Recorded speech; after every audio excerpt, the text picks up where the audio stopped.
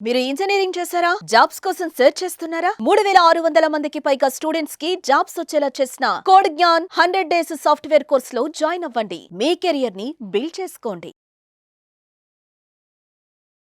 నమస్కారం మేడం. నమస్తే అమ్మా. అంటే నాకు కాలేజ్ నచ్చట్లేదు అని, నాకు అసలు సబ్జెక్ట్ అర్థం కావట్లేదని, నేను చదవను అని, లేదు అంటే నేను ఫోకస్ చేయలేకపోతున్నానని, ఇలా స్టడీ రిలేటెడ్గా రకరకాల కారణాలు అయితే చెప్తూ ఉంటారు.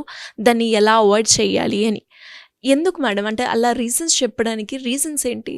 మనం అసలు out of the box reason చెప్తాను ఇక్కడ. ఓకే. ఒకరు కాల్ చేశారు, ఇట్లాగే కాల్ చేసి ఇంటికి వస్తాము, అపాయింట్మెంట్ టైం చెప్పండి అన్నారు. వైఫ్ హస్బెండ్ బాబు ముగ్గురు వచ్చారు. వాళ్ళు కొంచెం ఐ థింక్ క్యారలేట్స్ అనుకుంటా.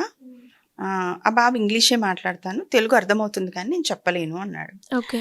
సరే బాగున్నారు చక్కగా అంతా. కాఫీ ఇస్తే ఫిల్టర్ కాఫీ చాలా బాగుంది అంటే, ఇంటికి కదా నాది క్లినిక్ స్పెషల్గా ఏం లేదనమాట, ఆమె ఫ్రీలాన్స్. సో చక్కగా ఎవరు వచ్చినా నేను ఐ ఆఫర్ దెమ్ అన్న ఫ్రెండ్లీగా అట్లా. సో చక్కగా అంత బాగున్నారు, మాట్లాడుతూ ఉన్నారు. ఆ బాబుని అడిగాను, అరే నాన్న నువ్వు అమ్మ నాన్న ఎదురకుండా మాట్లాడతావా, పర్సనల్గా మాట్లాడదామా? నేను పర్సనల్గా మాట్లాడతాను. సరే లోపలికి వచ్చిన తర్వాత రూమ్లోకి వెళ్ళి కూర్చున్నాక ఫస్ట్ చెప్పురా నాన్న ఏంటి అంటే, నాకు భాష ప్రాబ్లం అన్నాడు ఫస్ట్.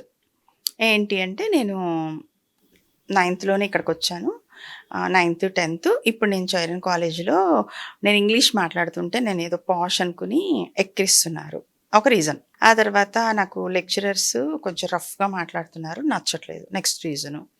ఆ తర్వాత వచ్చి మళ్ళీ నేను అసలు నాన్నని నేను ఇంట్లోనే చదువుకుని నా ల్యాప్టాప్ బేస్ చేసుకుని సబ్జెక్ట్ అంతా చదువుకుని ఎగ్జామ్సే అటెండ్ అవుతాను, ఎగ్జామ్స్కి అటెండ్ అవుతాను అని అడుగుతున్నా. అసలు ఆ రీజన్తో వచ్చారు వాళ్ళ ఫాదర్ నా దగ్గరికి. సో అని అదొకటి చెప్పాడు. ఇట్లా చెప్తూ చెప్తూ చెప్తూ వెళ్తూ ఉంటే ఇంకా ఏంటి చెప్పు, ఇంకా ఏంటి చెప్పు, ఫ్రెండ్స్ లేరా చెప్పు అంటే, ఒకటే ఫ్రెండ్ ఉన్నాడు, వాడికి నాదంతా అర్థమవుతుంది కానీ వాడు బాగా చదువుకోగలుగుతున్నాడు, వాడి సిచ్యువేషన్ కూడా నాలాంటిదే. కానీ he's able to cope up, I'm not able to cope up. ఎందుకు అంటే, ఇంట్లో మా అమ్మ నాన్న రిలేషన్ నా మీద ఇంపాక్ట్ పడుతుంది. ఏమైంది? ఏం లేదు, నాన్న బిజినెస్ టూర్స్ వెళ్తూ ఉంటారు, ఇంటికి ఎప్పుడన్నా వస్తారు, వచ్చినప్పుడు అంతా బాగుంటారు, ఫీజులు కడతారు, అన్నీ చేస్తారు, అన్నీ కొనిస్తారు. కానీ ఏమైందో నాకు తెలీదు, అమ్మ చేతి భోజనం తినరు అని చెప్పాడు. అంటే అలా రిలేషన్లో ఏదో ఇది ఉంది, ప్రాబ్లం ఉంది. వీడికి దాని మీద ఎక్కువ ఫోకస్ అయిపోయిందనమాట పిల్లోడికి. మనం అనుకుంటాం సబ్జెక్ట్ అర్థం కావట్లేదా కదా, ఫ్రెండ్స్ బాలేరా, నిజంగానే లెక్చరర్స్ అంటే అసలు రీజన్ ఇదనమాట. ఇది దాన్ని ఎలా చెప్పాలో నాకు అర్థం కాక వేరియస్ రీజన్స్ చెప్పుకుంటూ వస్తున్నాను అని చెప్పి. అంటే నేను అన్నాను అమ్మతో నాన్నతో, మరి మాట్లాడదాం ఈ విషయం అంటే, వద్దు అస్సలు చెప్పొద్దు మీరు, ఐ విల్ మేనేజ్ దట్. కానీ నా ఇన్నర్లో, నా బ్రెయిన్లో చాలా ఎక్కువ హర్టింగ్ అది ఉంది. అందరిలా ఎందుకు లేము, అందరి ఫ్యామిలీస్ లాగా ఎందుకు లేము, నాన్న వచ్చినప్పుడు కూడా కలిసి బయటకు వెళ్ళడం, కలిసి కూర్చొని తినడం, ఇవన్నీ ఎందుకు లేవు, ఇవన్నీ నన్ను ఆలోచింప చేస్తున్నాయి. So I'm unable to focus on studies. దాన్ని ఎలా చెప్పాలో తెలియక మరి నేను మాట్లాడిన వాళ్ళతో అంటే, వద్దు నేను చెప్పానని తెలిస్తే బాగోదు, ప్లీజ్ ఇది మాత్రం చెప్పకండి అని. సరే అతనితో మాట్లాడాను, తర్వాత ఆ బాబుతోనే మాట్లాడాను. కాదు నాన్న, that is a part, this is a part, నీ ఫ్యూచరు, నీ కెరీరు, నీ ఇవన్నీ కూడా ఏం చేయాలనుకుంటున్నావు, వీటన్నిటికీ అయితే చదువు కావాలి కదా బేసిక్ అంటే అర్థమైంది. కానీ పేరెంట్స్ గురించి మాత్రం చర్చించొద్దు అని చాలా గట్టిగా రిక్వెస్ట్ చేశాడు. సో అలాంటి కేసెస్లో మనం ఏం చేయలేం, ఈ బాబుకి హెల్ప్ చేయడం తప్పించి. అంటే దాన్ని యాక్సెప్ట్ చేయనా, దిస్ ఇస్ వాట్ లైఫ్, వాళ్ళకి ఏమున్నాయో నువ్వే అంటున్నావు మనం వాళ్ళ మధ్యలోకి వెళ్ళొద్దు అని. సో వాళ్ళందరూ వాళ్ళు వచ్చినప్పుడు మనం హెల్ప్ చేద్దాము, లెట్ దెమ్ సాల్వ్ ఇట్. కాకపోతే ఈ లోపల నీ కెరీర్ పాడు చేసుకోకు, నీకేం కావాలో స్పష్టంగా మీ నాన్నగారితో మాట్లాడు అంటే, బయటకు వచ్చిన తర్వాత కూర్చొని వాళ్ళ ఫాదర్తో మాట్లాడుకున్నాడు. నాకేం లేదు, నా ఇంటెలిజెన్స్కి పాఠాలు అక్కడ కాలేజ్లో టైం వేస్ట్ అనిపిస్తుంది. నేను ఇంట్లో చదువుకుని ఎగ్జామ్కి వెళ్తాను, నాకు రిక్వెస్ట్ చేసి పెట్టండి కాలేజ్లో అన్నాడు. అంటే ఇంకా వాళ్ళ ఫాదర్ ఆలోచిస్తాను మేడం ఈ విషయం అని చెప్పి అన్నారనమాట. They didn't call me back. మళ్ళీ ఏమైందో తెలియదు ఆ కేసు నాకు. మేడం మీరు కన్వే చేశారా మరి వాళ్ళ పేరెంట్స్కి?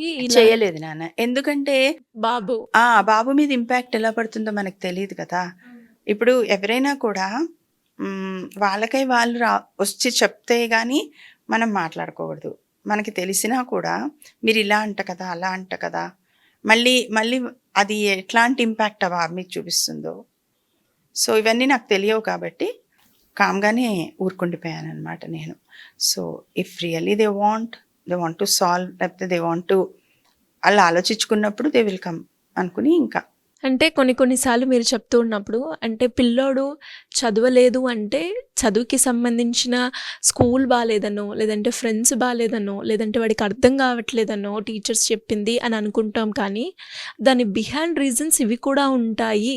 అంటే ఒక రిలేషన్షిప్ కావచ్చు, ఒక ఫ్యామిలీ బాగుంటే ఎలా ఉంటుంది, ఫ్యామిలీ బాగాలేకపోతే అది కెరియర్ మీద ఎన్ని రకాలుగా ఎఫెక్ట్ చూపిస్తుంది అని అర్థమవుతుంది మేడం.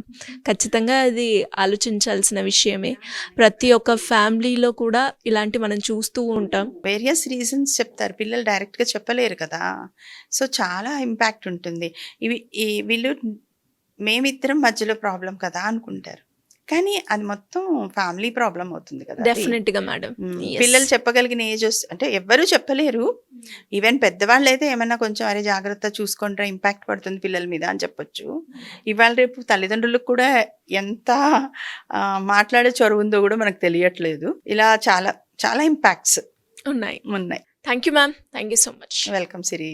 సుమన్ టీవీలో మీ పర్సనల్ అండ్ బిజినెస్ ప్రమోషన్స్ కోసం కింది నెంబర్కి కాంటాక్ట్ చేయండి.